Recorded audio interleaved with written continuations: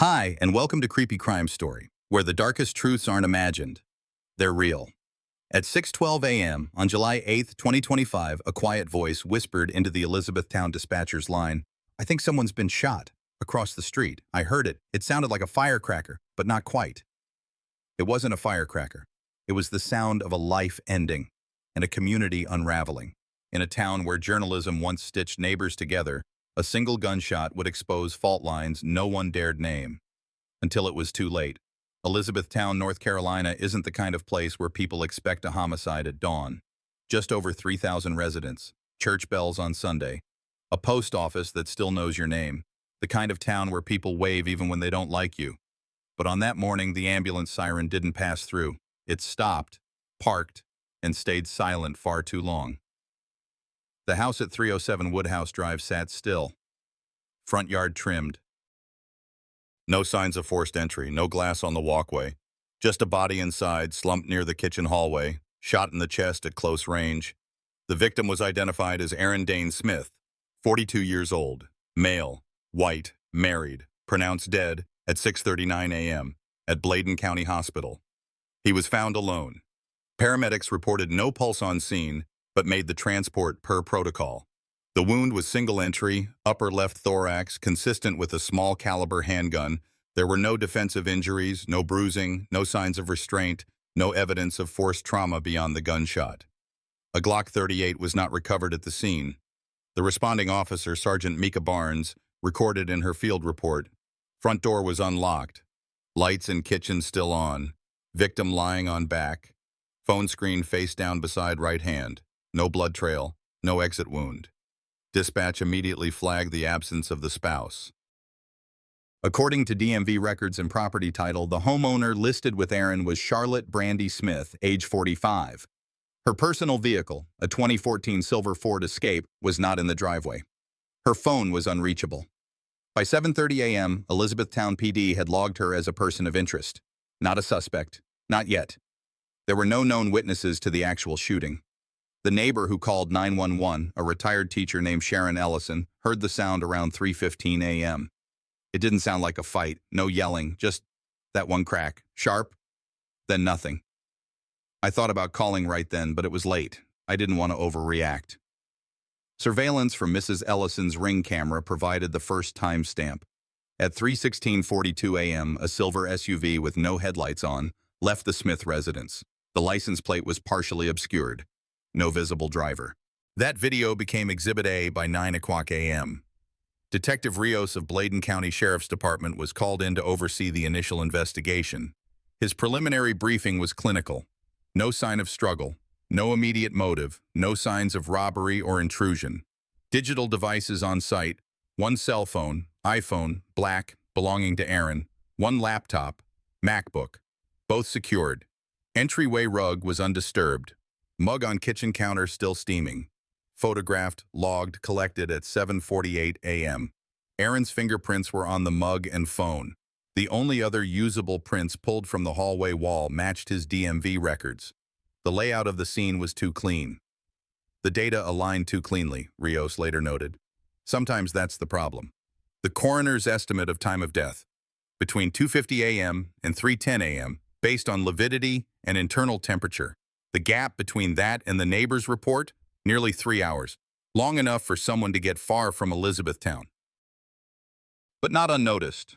Within hours, local press learned the name of the deceased, not because he was just another husband, but because he had once owned Bladen Online, a digital news platform with real regional reach. Aaron wasn't anonymous. He was a known name in media, particularly in small-town transparency reporting, school budgets, zoning meetings, town council conflicts.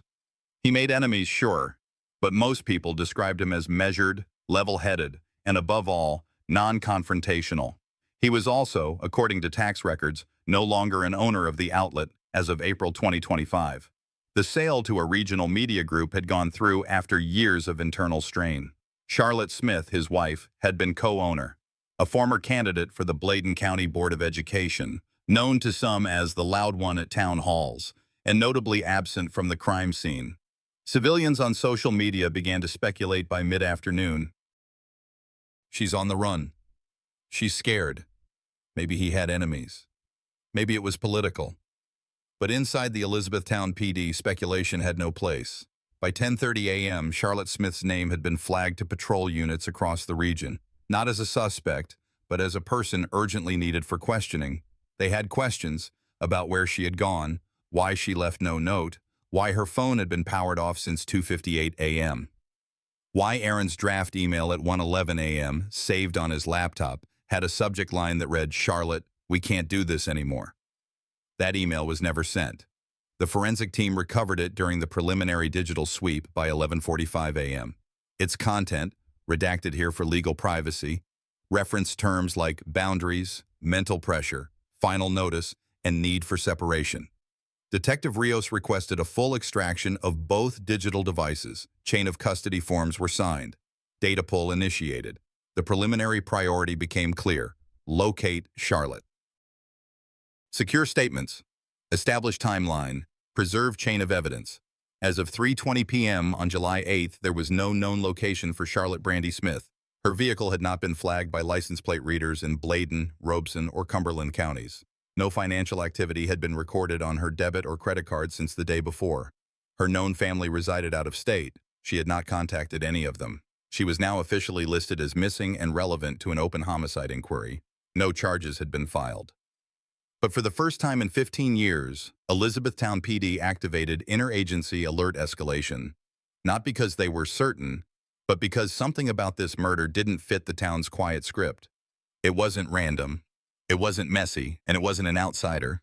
The first 24 hours of any homicide investigation are critical. In Elizabethtown, the focus was no longer just on the body found at 307 Woodhouse Drive. It was on the missing person tied to that address, to that home, and, until recently, to that man.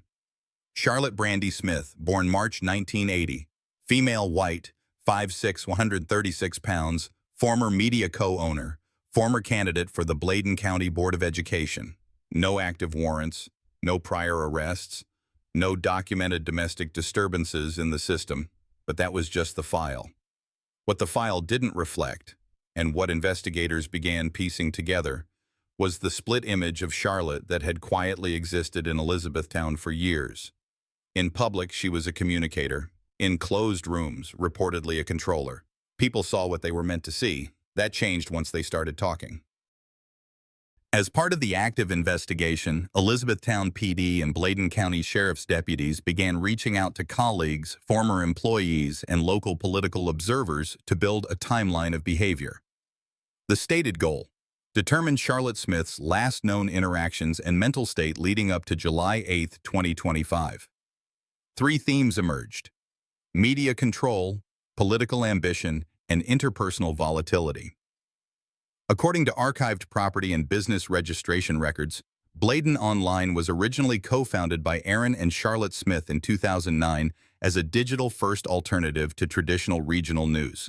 The platform quickly gained traction for its aggressive coverage of local council decisions, school board disputes, and economic zoning plans. Between 2015 and 2021, Charlotte's name appeared in more bylines than Aaron's. She moderated town hall debates, posted editorials, and was featured in Women in Regional Journalism spotlights. She was seen, accurately, as the voice of the brand. In April 2025, the Smiths sold the publication to Champion Media for an undisclosed sum. The deal included an exit clause. Both founders would step away from editorial and publishing decisions effective May 1, 2025. Multiple sources close to the Smiths reported the sale was not mutually agreed upon. According to a formal deposition later submitted by Champion Media's acquisition attorney, redacted here for legal reasons, Charlotte initially refused to sign the release documents. She requested editorial control be retained on select civic matters. Her request was denied. By June, she had launched a personal blog site, now offline, where she posted critiques of the regional media monopoly and institutional bias in school governance. Investigators accessed cached versions through a search warrant targeting her personal IP addresses. The content of those posts wasn't illegal, but it reflected a tone shift. Sharp. Isolated. Defensive. In parallel, Charlotte had previously campaigned for a seat on the Bladen County Board of Education in 2022. She lost by less than 500 votes. According to her campaign disclosures, the race was financed primarily through the couple's joint income from Bladen Online. It had been her first and only run for public office. Several volunteers from that campaign told investigators under formal interview that internal conflict had plagued the effort. Charlotte allegedly made key decisions without consulting staff. At least 2 team members left before the final month. One described her as deeply invested but intense to a fault. Another used the word combative. None of these characterizations were criminal, but together they painted a picture that mattered to law enforcement. Aaron, in contrast, was known locally as quiet, private, and methodical. He handled back-end operations, payroll, technical services, public records requests. On July 8th, after the scene had been processed and digital devices secured, investigators obtained a subpoena for emails sent from Aaron's primary Gmail account. The request was expedited under the active homicide classification. The results showed no outgoing emails between July 1st and July 8th to third parties. One draft message saved at 1:11 a.m. on July 8th with the subject line, "Charlotte, we can't do this anymore." IP origin: Elizabethtown residential modem linked to 307 Woodhouse Drive. Content: emotionally restrained, but stated intent to pursue legal separation and speak with a mediator. Aaron never sent the message. It was found open on his laptop at the time of seizure. No known fingerprints aside from his were found on the keyboard or mouse.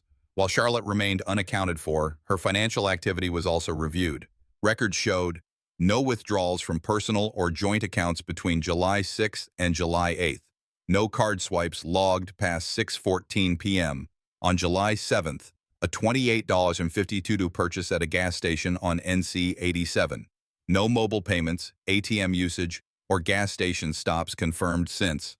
The Ford Escape remained unflagged by ALPR, automatic license plate readers, within Bladen, Robeson, or Hoke counties. It had, simply put, vanished.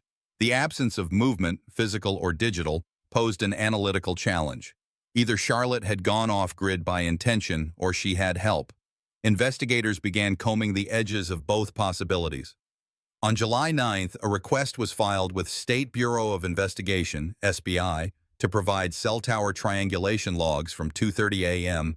to 4:00 a.m. across southeastern NC. Priority: identify pings from Charlotte's mobile line, known to be a Verizon-issued iPhone registered to the Smith's address. The results wouldn't arrive for another 48 hours. In the meantime, law enforcement re-interviewed neighbors. One, who declined to go on the record, told deputies that the Smith household had grown noticeably tense in the months following the sale of Bladen Online. "I don't know what was going on behind their doors, but we stopped seeing them together. No more porch lights. No more sitting outside." Another recalled a noise complaint lodged in late May, reportedly shouting inside the residence. No follow-up had been made. No police responded. A local minister who had previously met with both Aaron and Charlotte during their campaign efforts summed up the shift more plainly. She went from someone you invited to speak at the pulpit to someone you didn't want calling your phone. The insight was stark, but again, not criminal. At this point in the investigation, no formal charges had been filed. The case remained in fact-gathering mode. The forensic path was being laid, one discovery at a time. But the atmosphere was changing. Privately, within the task force, a sentiment was voiced that didn't make it into the official case notes. It came from one of the senior SBI analysts. "You don't need to be a profiler to know when a marriage has fractured. But the moment when it crosses into something else, that's what we're trying to pinpoint." The investigation entered a new phase on the morning of July 9th, 2025. With the victim identified, preliminary cause of death confirmed, and no weapon recovered from the scene, the focus turned fully toward locating the individual last associated with the residence, Charlotte Brandy Smith. Detectives had one key advantage. Time of death was tightly estimated, and surveillance timestamps were precise. But that meant every hour without a confirmed sighting of Charlotte or her vehicle became more difficult to justify as coincidence. The SUV seen on camera, a 2014 silver Ford Escape, had left 307 Woodhouse Drive at 3:16 a.m. Lights off, headed eastbound. The license plate, partially obscured by morning condensation and angle, wasn't fully legible. No traffic cams along NC-41 East captured a match. ALPR systems in Bladen and Robeson counties returned 0 hits overnight. This was the gap investigators needed to close. A request for Verizon cell tower records was expedited under exigent homicide protocols. By midday July 9th, tower triangulation data from 2:30 a.m. to 4 o'clock a.m. began to show results. Charlotte's phone, last connected to the Smiths' residential Wi-Fi until 2:58 a.m., pinged 2 towers sequentially, Tower A, NC-41 sector, at 3:09 a.m., Tower B, Cape Fear Bridge coverage, at 3:23 a.m., That second ping aligned within 2 minutes of the SUV's departure, captured on the neighbor's Ring camera. The triangulation was considered reliable. Phone data, when powered on, provided passive location even without user interaction. What mattered was the phone shut off after the second tower ping. No further location data. No activity. Power off confirmed by Verizon's back-end logging protocol. Device terminated signal handshake at 3:24:37 a.m. Detective Rios noted the abrupt cutoff. People don't usually turn their phones off right after a 3 a.m. drive unless they don't want to be found. With no activity on financial accounts, no communication from Charlotte to friends or family, and no sightings of her vehicle, the SBI authorized regional drone reconnaissance of public access points along Cape Fear River by late afternoon. At 5:42 p.m. July 9th, a surveillance drone identified a surface reflection consistent with metallic casing beneath the bridge just north of the 701 interchange. Divers were dispatched at 6:15 p.m. By 7:08 p.m., a Glock 38 pistol was retrieved from shallow waters near a concrete piling. Serial number, partially defaced. Slide markings aligned with Glock manufactured models sold legally between 2013 to 2016. Ballistics testing began immediately. The recovered bullet from Aaron Smith's chest, obtained during autopsy, was matched to the weapon's rifling pattern by 11:13 p.m. Chain of custody was intact. Water damage minimal. No prints were recovered. Expected given submersion. But the location was only reachable by car. Pedestrian access at that hour would have been highly unlikely. The timeline now looked like this. 2:58 a.m. Charlotte's phone disconnects from home Wi-Fi. 3:09 a.m. Phone pinged near NC-41 corridor. 3:16 a.m. SUV seen leaving Woodhouse Drive. 3:23 a.m. Tower ping at Cape Fear Bridge sector. 3:24 a.m. Phone powers down. 3:30 a.m. Presumed disposal of weapon off the bridge. 3:30 a.m. No further data. Vehicle unaccounted for. Charlotte untraceable. Every step narrowed the window. The forensic path was growing more detailed, more defined. But one piece remained missing: the subject herself. Detectives conducted interviews with local bridge maintenance crews and Department of Transportation personnel. None reported unusual activity or road access anomalies between midnight and 4 o'clock a.m. Security cameras at the bridge's main control box had been offline due to scheduled maintenance. There was no direct footage of the weapon being thrown. However, it was enough to elevate the case. As of July 10th at 9:12 a.m., a BOLO, be on the lookout, was formally issued statewide for Charlotte Brandy Smith, with updated status, wanted for questioning in connection with a homicide under active investigation. Not a suspect, not yet. But law enforcement was no longer calling this a missing person case. In rural North Carolina, patrol stops don't usually make headlines. Most end with a warning, a speeding ticket at most. But on July 10, 2025, a standard traffic stop in Montgomery County intersected with a state-level homicide alert and changed the direction of an active murder investigation. At 7:44 a.m., a state trooper stationed on Highway 220 clocked a silver Ford Escape traveling 13 miles over the limit near Candor. Nothing about the vehicle stood out. No erratic lane changes, no signs of distress. The plate didn't register as stolen.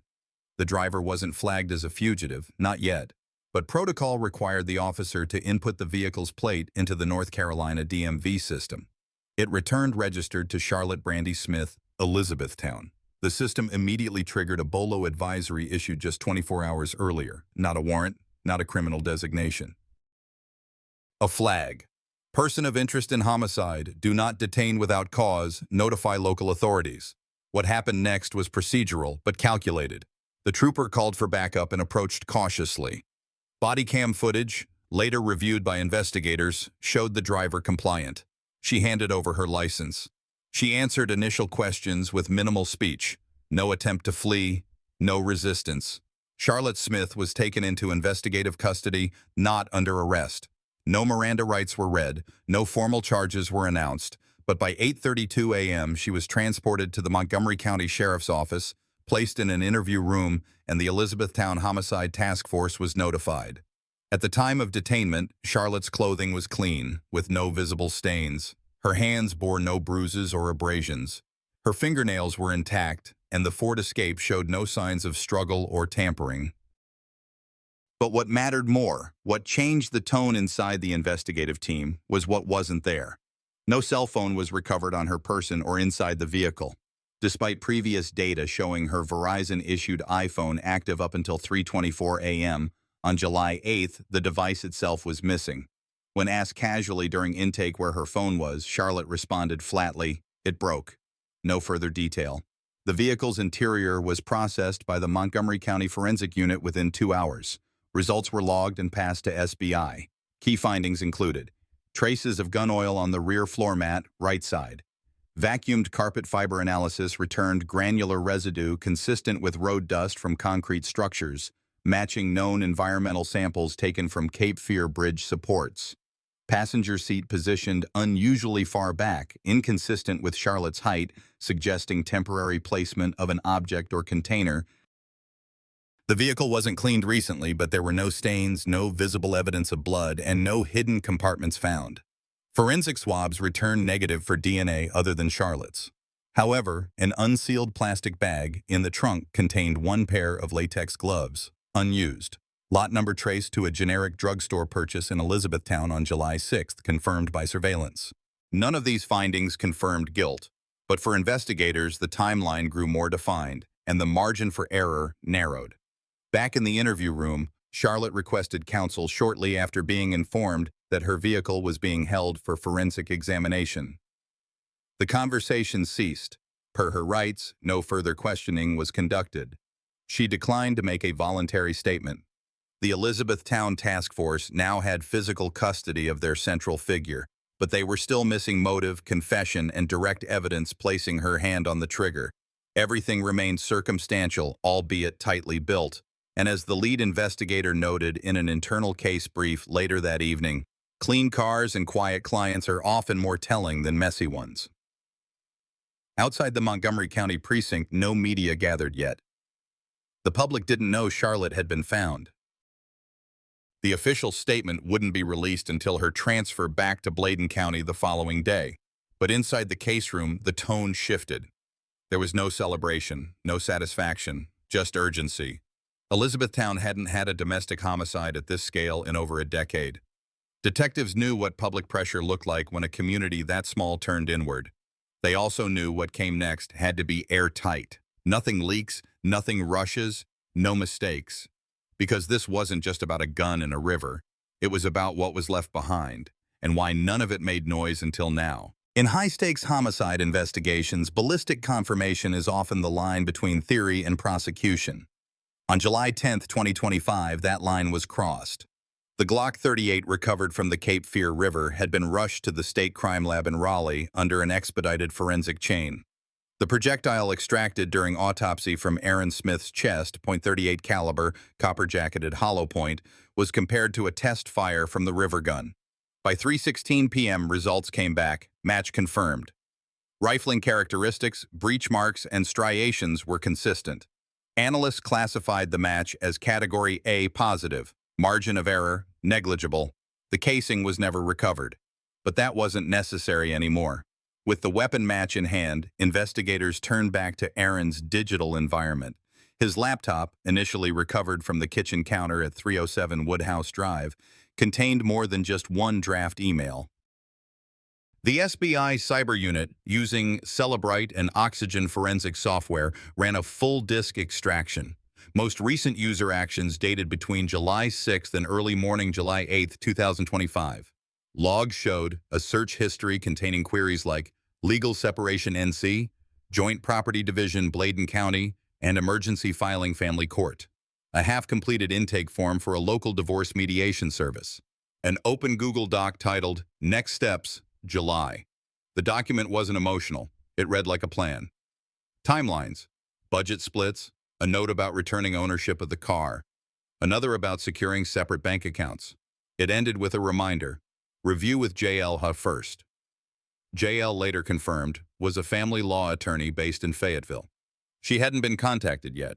Aaron hadn't sent the email to Charlotte, but he had written it, and he had backed it up to the cloud. None of this was legally damning. But combined with the autopsy's time of death window, the abandoned phone data, and the discarded firearm, it built a pattern of control breaking and the fallout that often follows.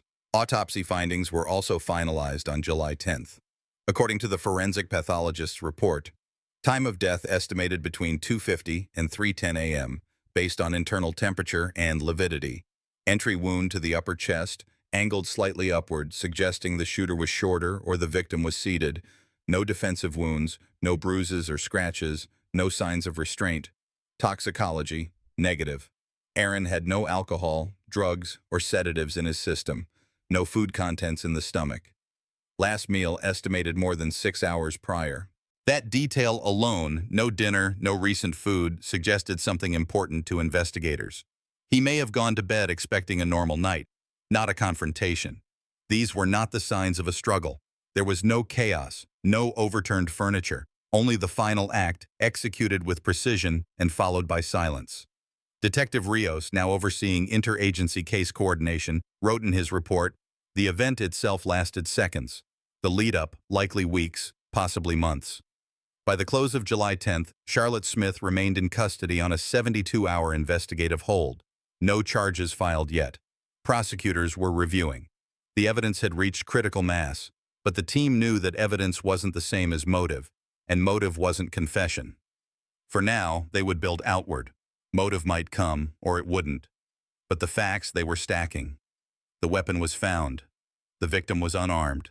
The phone vanished. The digital trail showed planning, not panic. There were no signs of forced entry, no sign the shooter was a stranger, no evidence that anyone else had been in the house.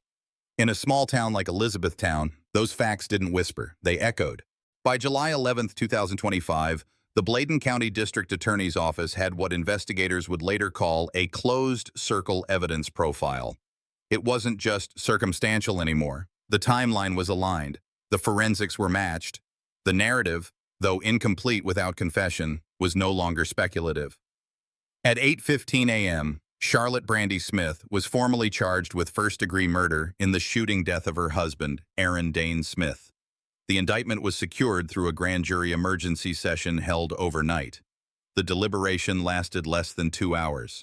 The SBI presented a consolidated forensic report: ballistic match, cell tower pings, weapon recovery, vehicle residue. A clear behavioral pivot in Aaron's digital activity supported prosecutorial theory of escalating marital breakdown. The jury didn't need more. Charlotte was transferred from Montgomery County to Bladen County under a protective transport order. Media outlets were notified shortly after her arrival. That morning, for the first time since Aaron's death, the case became public at scale. Local headlines ran it under one phrase: publisher murdered, wife charged. That wasn't the full story, but it was the story the public now saw. Inside the DA's office, the focus turned to trial structure. Prosecutors opted for no bail based on 3 factors. Flight risk. Charlotte had left the county following the incident and disabled digital tracking. Obstruction. The alleged disposal of the murder weapon. Severity. The charge carried a potential life sentence without parole. The request was granted. She would remain in custody until trial. A forensic analyst assigned to the case later explained during an internal training seminar why this case moved faster than most. There were no second suspects, no third parties, no open variables. When every forensic point loops back to one individual, it doesn't require a confession to proceed. Still, the prosecution prepared carefully. Search warrants were executed at Charlotte's digital cloud accounts, including archived social media DMs, draft blog posts, and unused email folders. One flag document titled "How to Survive a Smear" referenced concerns about media retaliation, a possible indicator of preemptive justification. It wasn't evidence of planning violence, but it showed awareness of coming public fallout. In parallel, the prosecution team coordinated with Aaron's extended family. His sister provided text messages from late June, in which Aaron stated he was holding back for legal clarity, and described his home life as unstable but manageable if kept on schedule. Prosecutors logged the text to support context, not as motive, but as behavioral framing. For legal presentation, they broke the case down into three core evidentiary blocks: pre-crime intent and digital preparation, emails, search history, cloud notes. The event: ballistics, time of death, weapon disposal, vehicle residue. Post-crime behavior: phone power down, disappearance, detainment, silence. Each had supporting forensic anchors. The theory of the case, as drafted for indictment, stated, the victim was shot at close range while unarmed within the residence he jointly owned with the defendant. The weapon was disposed of in an attempt to obstruct discovery. The defendant's movements, digital silence, and physical evidence establish opportunity, proximity, and concealment consistent with intent. This wasn't a crime of passion claim. It was built as deliberate, actionable homicide, timed after days of documented planning. There were no competing theories presented at indictment. No evidence suggested third-party involvement. No defensive wounds meant no struggle. No forced entry meant access came from within. Charlotte's silence in custody while legally protected added no new variables. Sometimes it's not what someone says, it's what everything else says without them. The public reaction was measured. For a town built on journalism, the gravity of losing one of its own under such circumstances settled in slowly. Some residents remembered Aaron's editorials about transparency in local government. Others recalled Charlotte's assertive tone at school board meetings. Both had shaped public narratives. Now, they were part of one. At the press briefing that afternoon, the DA spoke plainly. We followed the evidence, and where it led, we acted. In the background, a reporter asked if Aaron's murder could have been prevented. There was no reply, only a closing of the folder, a hand resting on the podium, and silence. By July 12, 2025, the case had left the confines of lab reports and locked interview rooms. It was now part of the public conversation. The murder of Aaron Dane Smith and the indictment of his wife, Charlotte Brandy Smith, was no longer a developing story. It had become a community reckoning. Elizabethtown hadn't had a homicide trial of this scale in nearly 20 years. Not one involving a figure like Aaron, whose name had been tied to public transparency, media ethics, and local reform. Nor one involving someone like Charlotte, who had once lobbied for the school board and posted campaign slogans about accountability and integrity. Both were known. Neither had been anonymous. But now one was dead, the other jailed. As coverage spread from regional newsrooms to national crime segments, new attention turned to the town itself. A camera crew from a syndicated legal program was spotted outside the courthouse. Talk radio began speculating on motive. Online comments shifted from disbelief to theories. And while the judicial system was still methodically preparing for pretrial hearings, public judgment had already begun forming. Inside the district attorney's office, priorities shifted to evidence admissibility. Prosecutors focused on ensuring that everything they had, digital files, search history, timeline data, ballistic reports, would hold under Daubert standards, the threshold for scientific evidence in North Carolina criminal courts. A hearing was scheduled for July 15th to review the forensic methodology used in matching the bullet to the recovered Glock, the reliability of digital extractions from the defendant's devices, the process used to trace her vehicle residue to environmental samples from Cape Fear. No major challenges were expected, but the DA's team ran mock cross-examinations with lab technicians and digital analysts to prepare for any defense tactic aimed at undermining procedural chain or scientific weight. Meanwhile, the witness list for trial was being narrowed. Among those subpoenaed, Aaron's sister, who had preserved text messages regarding his intent to separate, a family law mediator from Fayetteville, who had been contacted by Aaron's email but never completed an intake call, a forensic analyst who worked on the firearms recovery and testing, the neighbor whose Ring camera captured the SUV departure at 3:16 a.m., a data technician to explain the tower pings and phone shutdown at 3:24 a.m. The defense filed an early motion to exclude the Google Doc titled Next Steps, July, arguing it lacked authentication as a final document of intent.